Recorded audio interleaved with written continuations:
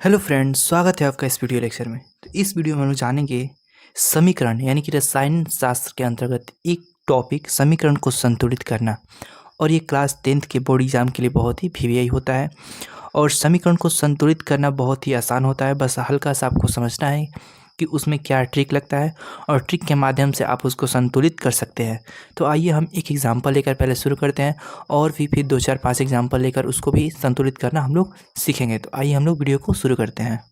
जैसे हम यहाँ पर एक समीकरण लिख लिए और समीकरण के दोनों तरफ देखा जाता है। अगर दोनों तरफ जो यहाँ पर दिया गया है, यहाँ पर धातु आप लोग देख रहे हैं, ठीक है, जो यहाँ पर समीकरण आप लोग देख रहे हैं, समीकरण के दोनों तरफ एच की संख्या जो होनी चाहिए बराबर होनी चाहिए इधर की संख्या से, ओ की संख्या बराबर होनी चाहिए ओ की संख्या से।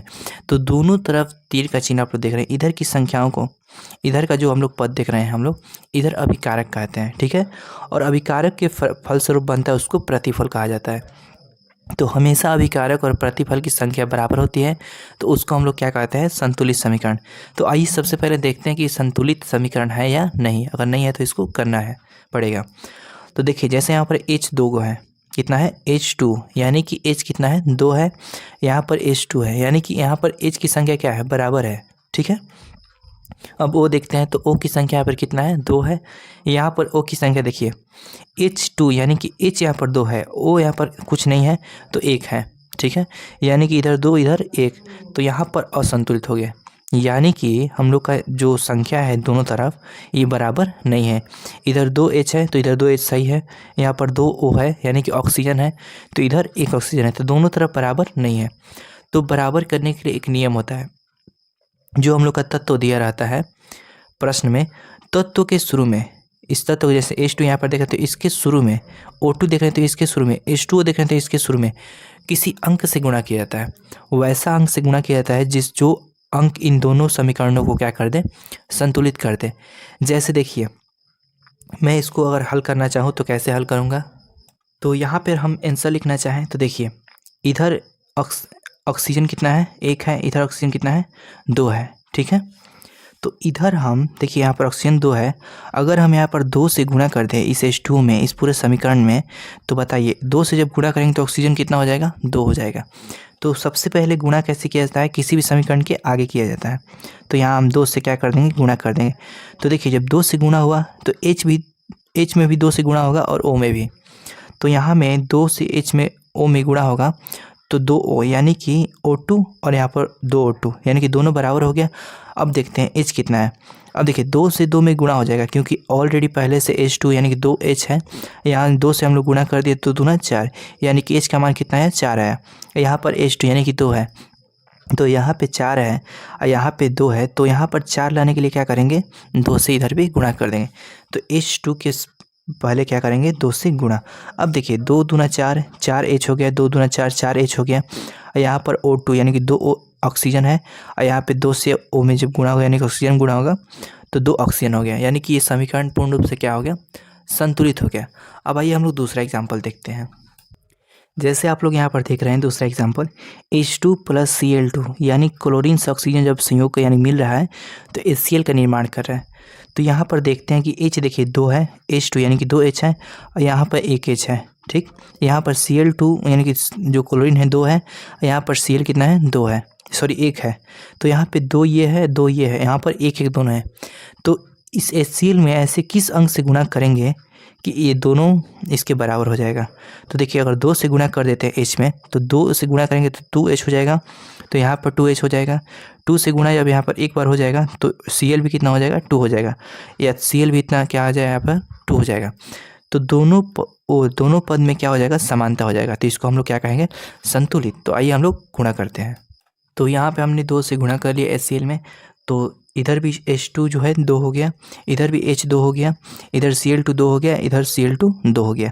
जब शुरू पद में गुणा होता है तो पहले वाले पद में भी गुणा होता है, यानी कि पहले वाले तत्व में भी और सेकंड वाले तत्व में भी, ठीक है। अब आइए एग्जाम्पल तीसरे की ओर बढ़ते हैं। तो यहाँ पे हम लोग तीसरा एग्जाम्पल देखते हैं। तो तीसरे एग्जाम्पल में देखिए क्या है, Mg + HCl, तीर का चिन्ह है, MgCl2, यानी कि जब ये अभिक्रिया हो रहा है तो MgCl2 + H2 बन रहा है। यहाँ पे ये साइन दिया गया, ये गैस का साइन है, ठीक है। ऊपर आता है तो H2 क्या है, यहाँ पर गैस है। तो अब देखिए, अब हम दोनों तरफ तीर के देखते हैं कि इधर संख्या कितनी है तत्वों की परमाणु संख्या और इधर परमाणु संख्या कितनी है। अगर दोनों तरफ बराबर होगी परमाणु संख्या तो ये संतुलित समीकरण है, और नहीं तो नहीं होगी। तो आइए देखते हैं। इधर Mg देखिए 1 है, इधर Mg कितनी है, ये देखिए Cl2, Mg Cl2 है, तो Cl के साथ 2 लगा है। तो यहाँ पे जब 2 लगता है और दो तत्व आपस में मिले रहते हैं तो सिर्फ एक तत्व के लिए 2 यहाँ पर उपयोग होता है, दूसरे तत्व के लिए नहीं। तो यहाँ पे Cl2 देख रहे हैं आप लोग, तो Cl2 यानी कि Cl कितना है 2 है और Mg कितना है 1 है, ठीक है। तो Mg 1 है, Mg यहाँ भी 1 है, तो ये मैच कर गया यानी कि दोनों बराबर है। उसके बाद देखिए यहाँ पर H है 1, यहाँ पर H2 यानी कि 2 H है, इधर इधर 1 H है। उसके बाद Cl इधर 1 है, इधर Cl2 2 है। तो यहाँ पे ये तो समान हो रहा है, Mg मैग्नीशियम समान रूप से है। उसके बाद H यहाँ पर अधिक है, Cl भी यहाँ पर अधिक है। तो इस समीकरण में ऐसा क्या किस अंक से गुणा करें कि दोनों ओर पद क्या हो जाए, बराबर हो जाए, दोनों ओर तत्वों की परमाणु संख्या क्या हो जाए, बराबर हो जाए। तो देखिए यहाँ अगर 2 से हम गुणा कर देते हैं, अगर HCl में 2 से गुणा कर दे तो 2H हो जाएगा। तो यहाँ पे 2H यानी कि HH बराबर हो जाएगा, और 2 से गुणा एक बार Cl में होगा तो 2Cl यानी कि 2 को Cl हो जाएगा, क्लोरीन हो जाएगा। यहाँ पर क्लोरीन ऑलरेडी 2 दिया है, तो यहाँ पे तत्वों की संख्या क्या हो जाएगी, बराबर हो जाएगी। तो आइए हम लोग करते हैं। चौथा एग्जाम्पल हम लोग देखेंगे। तो देखिए KClO3 का जब अभिक्रिया हो रहा है तो टूट कर KCl+O2 बन रहा है। अब इसको संतुलित करना है, तो संतुलित करने के लिए हम लोग जानते हैं कि किसी अंक से उसके पहले गुणा किया जाता है। तो गुणा करेंगे तो आइए सबसे पहले देखते हैं कि कौन सी अधिक संख्या है, कौन सी कम। तो यहाँ पे देख रहे हैं आप लोग कि जो K है, इधर K 1 है, इधर भी K 1 है, यानी कि दोनों समान है। इधर Cl देखिए 1 है और इधर Cl 1 है, यानी कि ये भी समान है। इधर O3 यानी कि O की संख्या 3 है, इधर O की संख्या 2 है। तो देखिए इस स्थिति में जब तीर के चिन्ह के पहले यानी कि अभिकारक में एक ही तत्व दिया रहा है और इधर भी एक ही तत्व दिया रहा है और दोनों की संख्या असमान हो, तो यहाँ पे सम विषम की बात आती है। यानी कि देखिए यहाँ पर O में क्या है, विषम संख्या, 3 क्या है, विषम है, और यहाँ पर O क्या है, 2 सम है। तो इस विषम से, यहाँ से जो विषम अंक 3 दिया है, इस विषम को उठाकर O में गुणा कर देंगे। तो यहाँ से O जब उठेगा तो इसमें आ जाएगा 3, यहाँ पे आ गया, और यहाँ का सम उठ के इसके आगे गुणा हो जाएगा। यानी कि जो पद में O3 सटा है उस पद के पहले क्या हो जाएगा, इस यहाँ से उठकर O2 आ जाएगा, ठीक है, यानी कि 2 उठ के आ जाएगा। तो यहाँ पे हम लोग क्या कर देंगे, 2 से गुणा कर देंगे। तो अब देखिए यहाँ में 3 से पहले से ऑलरेडी 2 था, 3 से गुणा कर रहे हैं हम लोग, 3 दूना 6, यानी कि वो 6 हो गया, ठीक है। यहाँ पे 2 जब है तो टोटल पूरे पद में 2 से गुणा होगा, तो 2 से K में होगा तो 2 K हो गया, यानी कि 2 को K हो गया, इधर 1 K, यानी कि असंतुलित।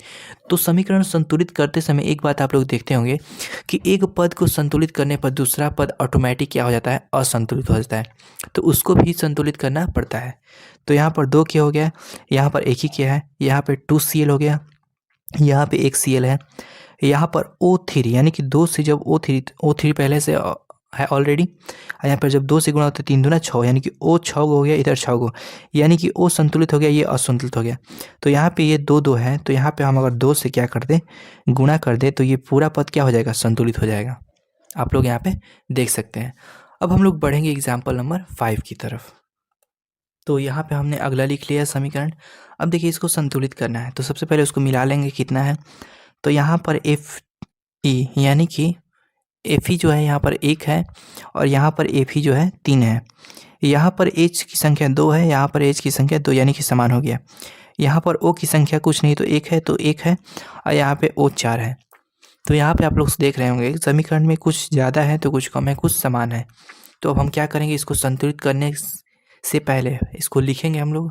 तो यहाँ पे लिखने के बाद इधर Fe है कितना है, 3 है, तो इधर Fe को 3 करने के लिए क्या करेंगे, इसके पहले 3 से गुणा करेंगे। तो देखिए यहाँ पे हम लोग 3 से क्या कर देते हैं, गुणा कर देते हैं। तो Fe 3 है, इधर भी Fe कितना है, 3 है, ठीक है। उसके बाद गुणा करने के बाद अब यहाँ पे देखेंगे हम लोग O कितना है, 4 है, तो O 4 है, तो यहाँ पर O की संख्या 4 लाने के लिए क्या करेंगे, हम इसके आगे 4 से गुणा कर देंगे। तो देखिए 4 से जब O में गुणा हो तो 4O यानी कि ऑक्सीजन 4 हो जाएगा, इधर भी ऑक्सीजन 4 है हम लोग का। यहाँ पर 4 दूना 8 यानी कि जो हाइड्रोजन है वो 8 हो गया और यहाँ पर 2 ही है। तो इसको संतुलित करने के लिए क्या करेंगे, यहाँ पे 4 से गुणा कर देंगे तो 4 दूना कितना हो जाएगा, 8 हो जाएगा। यानी कि हाइड्रोजन भी संतुलित हो गया, ऑक्सीजन भी संतुलित हो गया और फ्लोरीन भी संतुलित हो गया। तो इस प्रकार आप अपने थोड़ा सा दिमाग का यूज़ करके, ठीक है, इसको संतुलित कर सकते हैं। आप इसको कैसे सीखेंगे, तो इसको बार बार रिवाइज अगर करेंगे तो आप इसको सीख पाएंगे। ठीक है, अब बढ़ते हैं आगे। अगला हम लोग समीकरण देखते हैं। तो यहाँ पर समीकरण दिया गया है, देखिए यहाँ पर एल जो है एल्युमिनियम इधर 1 है। ठीक है, इस पूरे समीकरण में एल्युमिनियम कितना है, 1 है, और इधर पूरे समीकरण में एल्युमिनियम कितना है, 1 है। OH के लिए 3 आया है, एल्युमिनियम के लिए नहीं। उसके बाद क्लोरीन 3 है और यहाँ पर देखिए क्लोरीन जो है 1 है क्योंकि Cl यहाँ पर क्लोरीन 3 है तो यहाँ पर क्लोरीन कितना है, 2 है। तो सम विषम का बात आता है तो सबसे पहले मैंने बताया है कि जब भी सम विषम का बात आता है तो यहाँ पर क्लोरीन में विषम है, यहाँ पर क्लोरीन में सम है। तो यहाँ के 2 से इसके आगे गुणा कर देंगे और यहाँ के 2 से इसके आगे गुणा कर देंगे। अभी उसके बाद क्या बिगड़ेगा क्या नहीं बिगड़ेगा उसको हमको अभी नहीं देखना है। सबसे पहले हम सम विषम का बात आएगा तो यहाँ पर गुणा करेंगे। तो आइए सबसे पहले गुणा करते हैं। तो यहाँ पे 2 से गुणा कर देंगे, यहाँ पर 2 लिख दिया हमने, और ये 3 से क्या कर देंगे, यहाँ पे गुणा कर देंगे। अब ठीक है, देखिए क्लोरीन जो है 3 दूना कितना हुआ, 6, इधर क्लोरीन 6 हो गया और 3 दूना 6, यहाँ पर क्लोरीन 6 है, यानी कि क्लोरीन हम लोग का क्या होगा, संतुलित हो गया। अब आगे देखते हैं कि अब हम लोग का क्या असंतुलित हो गया। असंतुलित, ये तो संतुलित हो गया। उसके बाद देखिए यहाँ पर 2 एल्युमिनियम हो गया, 2 एल्युमिनियम, और यहाँ पर 1 ही एल्युमिनियम है। ठीक है, उसके बाद यहाँ पे देखिए Ca कितना है, 1 है, यहाँ पर Ca कितना हो गया, 3 हो गया। यहाँ पर H2 की जो संख्या है वो 2 है, यहाँ पर H2 की संख्या 3 है।